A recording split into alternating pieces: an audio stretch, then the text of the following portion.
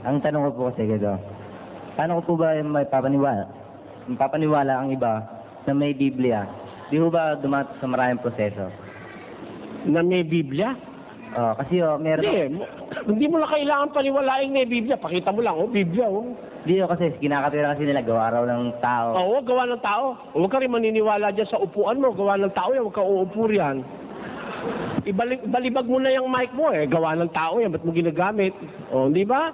Madali naman sagutin yun Ba't gawa raw ng tao? Ba't kagawa lang ng tao yung naniniwala ka? Bakit? Yung bang kinakain mo, yung dinadamit mo, yung mampinggan na kinakainan mo, sino gumawa? Tao rin gumawa nun tanong, ba't nga tao gumawa? Kasi kung ipapagawa ng Diyos yung Biblia sa manok, hindi mo maintindihan. Di ba? Meron ang pangit sumulat. Yan naman, pangit naman kasulat mo, sulat manok. Tignan mo, hindi mo pala maintindihan yung sulat ng manok. Ipagawa ba ng Diyos yan sa anghel, maintindihan mo? Hindi. Ang Biblia para sa tao. Kaya tao ang pinagawa ng Diyos para maintindihan ng tao ang Biblia. Yan ang dapat na maintindihan doon. Hindi ko mo ginawa ng tao, hindi ka naman niniwala. Ngayon, may gawa ang tao na hindi dapat paniwalaan. Aling gawa? Yung gawang wala sa katwiran ng Diyos. Di ba? Yun ang hindi mo dapat. Yung kasinungalingan, yung pandaraya, yun ang wag mong paniwalaan. Pero ang Biblia, isinulat ng tao, inimprenta ng tao. Sabi ng Biblia, igalang mo yung ama't ina. Magsitalima kayo sa inyong magulang sa Panginoon. Tama ba o hindi? Tama yun, kahit konsyensya mo na lang ang sundin mo Tama yung sabi ng Diyos na igalang mo tatay mo't nanay mo Biro mo tatay mo't nanay mo, nagpalaki sa'yo, nung maliit ka, bantay ng bantay sa'yo, nagpupuyat. Tapos paglaki mo, dadabog-dabugan mo, tarantado ka. Dapat igalang mo yung magulang mo. Sabi nga ng pasyon, kahit natadtarin mo ang laman at ang iyong buto, 10 ng iyong tanang balahibo, hindi sapat ibayad sa utang sa magulang mo. Tamo? Kaya ang magulang, pinagkakautangan mo ng loob. Dapat mo bang paniwalaan o hindi? Dapat. Sabi ng Biblia, huwag kang papatay. Tama ba o hindi? Huwag kang magnanakaw. Isinulat nga ng tao, pero mali ba yun? Parang ganito. Sabi ng bata, sabi ng kapatid mong bata, Kuya, pag hindi ka kumain, 1 taon, mamamatay ka.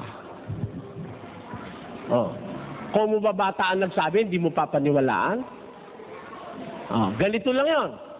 Yung piso, totoong piso, padala mo sa bata. Magkano yon? Magkano? Piso.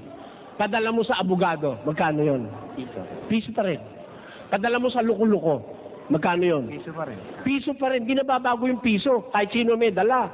Ang tao lang ang tanga. Hindi marunong umunawa. Ganito.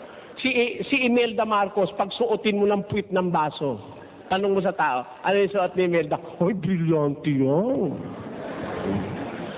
Yung brilyante, pasuot mo sa pulubi. Ay, puwit ng baso yan. Kasi tanga ka Hinahatulan mo yung estado ng tao.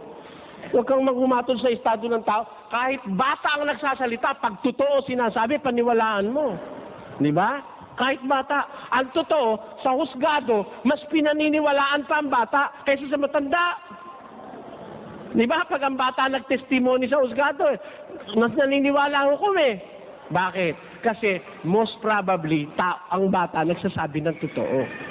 Yun ang logic doon. Ano ibig sabihin? Hindi ko mo tao, hindi mo na paniniwalaan.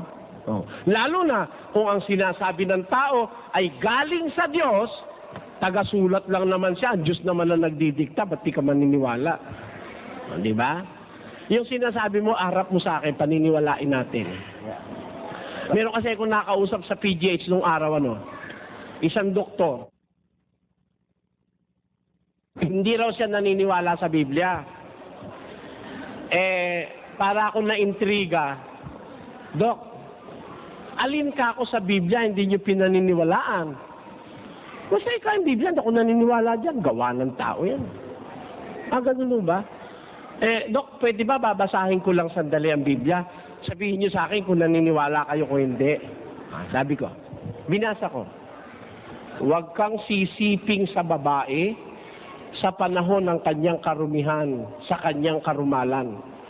Dito, Dok, sabi ng Diyos, hindi raw maganda yung babae, sisipingan mo pag may regla. Ah, yan, naniniwala ako dyan. Talagang tama yan. Hindi niya pwedeng hindi paniwalaan, doktor siya. Pag hindi, sasampalin ko siya. O, di ba? Isasampal ko sa kanya yung katwirang nasa Biblia. Di naniniwala siya ron. Dok, ito pa, babasa pa ako isa rito. Sabi ng Diyos, pag ikaw ay nakahawak ng bangkay ng isang hayop na karumal-dumal o ng isang taong namatay, maliligo ka at maghuhugas ka ng kamay. Tama ba yun, Dok? Hindi siya pwedeng tumutol eh. Kasi siya, buhay pa hinahawakan niya pagkatapos ng isang pasyente, hugas. Pagkatapos ng hipuin sa pasyente, hugas. Hindi pa patay yun, buhay pa yun. Hugas na siyang hugas. Sa Biblia, pag patay, hugas ka. Naliligo ka pa. Tama ho ba yun, Dok? Ano? Medically and scientifically, tama yun. Oo, yan. Tama yan. Naniniwala ako dyan. Lahat nung may kinalaman sa doktor, pinagbabasa ko. Mamayang konti, nakakaisang oras na kami. Sabi mo, Dok, di ka naniniwala sa Biblia. Alin ang hindi mo pinapaniwalaan sa Biblia? Hindi siya makasagot eh. Natulala siya. Lahat ng basahin ko, naniniwala siya. Pag magkakain ka, ikaw maghugas kang kamay. Pag tatay ka, tabunan mo ng lupa. Nasa Biblia eh. Tututulan niya ba yung doktor siya? Sabihin ba niya, hindi, pagkatay mo, iwan mo na lang niya, pabayaan mo kainin ng aso. Ganun ba? Hindi ka doktor niyan. Nakalagay doon, pag tumai ka, tatakpan mo ng lupa. Tama ba yun, Dok? Tama raw. Nung kabasa-basa, bandang huli, alam mo, sabi niya, totoo pala yung Biblia. Kita mo na, naniwala siya. Kaya lang mo sinasabi, yung iba pangase, yan naman ang Biblia, kulang yan eh. Meron akong nakausap nung araw, pare. Yan naman ang Biblia, kulang yan eh. Padre, sabi ko, okay. Alin ho ang kulang sa Biblia? Kasi pag sinabi niyong kulang, dapat alam niyo yung buo. Tama po ako o hindi?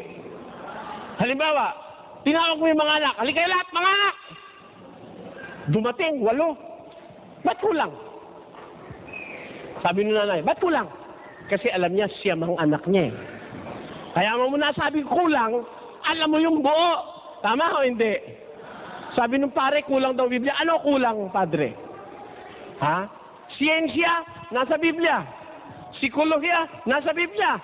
Aritmetika, nasa Biblia. Lahat ng maiisip mo, nasa Biblia. Gusto mo, patunayan ko sa'yo. Mag-isip ka ng kahit anong bagay, babasahin ko sa Biblia. Yung hindi mo nga naiisip, pwede ko pa rin basahin sa Biblia. Ano ang kulang sa Biblia? Bakit mo sasabihin kulang ang Biblia? Para mo masabing kulang ang Biblia, alam mo ang buo. Sino naman nakakaalam ng buo kundi ang Diyos? Wala naman iba nakakaalam ng buo kundi ang Diyos eh. Ako man, marami kong hindi alam eh. Di ba? Pero kung lahat lang nung iisipin mo ang itatanong mo sa akin, lahat yon, ginagarantiyahan ko sa'yo, babasahin ko sa Biblia, lahat. Gusto mo, pati ampalaya, babasahin ko sa Biblia. Pati bawang, pati pipino nasa Biblia, sibuyas nasa Biblia, ampalaya nasa Biblia. Ano pa rito ang alam niyong gulay? Yan, nasa Biblia yan. Ito ba? Totoo ba itong bulaklak na to? Kasi nung dito ako pumunta nung puro mga paper roses yun. Yan, nasa Biblia yan. Pati nga bulaklak na artificial, nasa Biblia rin eh. Yung paper roses, nasa Biblia yun. Aeroplano, nasa Biblia. Computer, nasa Biblia. Gusto nyo, lahat nandun yun. Walang kulang yun. Ano pa tatanong mo? Pati nga numismatics, nasa Biblia eh. Pati yung tropology, nasa Biblia yon. Anthropology, nasa Biblia yon. Yung tropology, nasa Biblia yon. Walang kulang ang Biblia. Ako po kasi sa nakaraang mga 34 anyos, 35 na pala, sa awa ng Diyos, na nakagiliwang ko na yung sinasabi sa Biblia, isipin at pag-aralan. Kaiisip ko, napatunayan ko. Sabi ng Diyos, pakinggan niyo. Isipin mo ang sinasabi ko At sapagkat bibigyan ka ng Panginoon ng pagkaunawa sa lahat ng mga bagay. ayun ang sabi ng Diyos, isipin mo ang sinasabi ko. bibigyan ka ng Diyos ng pagkaunawa sa lahat ng bagay. Kaya pag mag-iisip ka lang, maintindihan mo eh.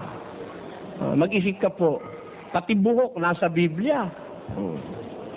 Di ba? Pati kalbo nasa Biblia rin. Si Pogi nasa Biblia yun. Alaan nyo? Ha? Wala kang iisipin wala sa Biblia. Eh, tinanong nga sa akin eh. Yang kakon si Ginoong Periol, nasa Biblia yan. Si Kibuloy, nasa Biblia yan. Sabi ng Biblia eh, lilitaw ang maraming propeta. O, di ba nakasulat na sila ron? Kasama sila ron eh. Maayos mo ba yun? Malay mo, pati ako kasali ron. Ganon yun. Kaya lahat nasa Biblia yan. Huwag kang magduda sa Biblia, iyo.